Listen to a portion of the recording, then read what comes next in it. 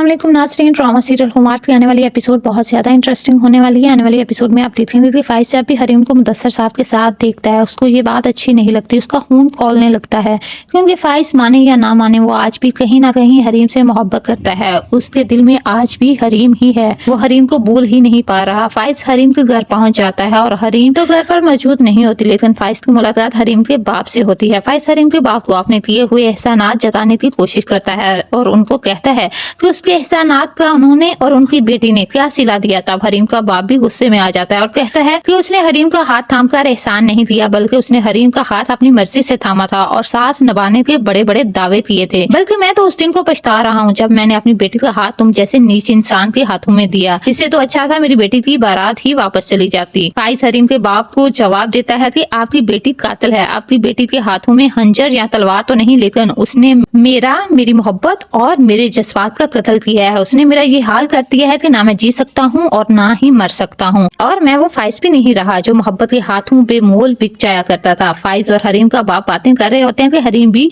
आ जाती है। फाइज़ हरीम को कहता है कि तुम किसी खुशी फहमी में नहीं रहना कि मैं तुम्हें इतनी आसानी से छोड़ दूंगा। जब तक तुम अपने किए हुए गुनाहों की माफी नहीं मांग लेती और अपने मुंह से अपने तमाम जुर्मों का इतराफ नहीं करोगी, तब तक मैं तुम्हें नहीं छोड़ूंगा। हरीम जो कि फाइज़ की बातों से बहुत ज्यादा परेशान हो जाती है और हक्का बक्का रह जाती है कि आखिर वो किस चीज का इतराफ करे जब उसने कुछ किया ही नहीं। वो फाइज़ से किस जुर्म का इतराफ करे और किस गुनाह की माफी मांगे, फाइज़ से मोहब्बत करने की या उसके घर वालों के साथ अच्छा सलूक करने की। तो दूसरी तरफ लाइबा और शेख फरकान जो कि हरीम की अच्छाई से बहुत ज्यादा मुतासर हैं। शेख फरकान तो हर वक्त हरीम की अच्छाई की बातें ही करता रहता है, लेकिन कहकशां बेगम जिससे ये बिल्कुल भी बर्दाश्त नहीं कि उसके सामने हरीम का जिक्र भी हो। शेख फरकान जो ये चाहता है कि फाइज़ हरीम के साथ एक नए सिरे से अपनी जिंदगी का आगाज करे और दोबारा से उसे अपनी जिंदगी में शामिल कर ले, लेकिन कहकशां बेगम किसी सूरत भी ऐसा नहीं चाहती। कहकशां बेगम गुस्से में उधर से उठकर चली जाती है। तब शेख फरकान लाइबा और फाइज़ को कहता है कि उसकी माँ का गुरूर और तकब्बर उसे इस बात की इजाजत नहीं देता। इस गुरूर और तकब्बर ने कहकशां बेगम के दिल को पत्थर कर दिया है।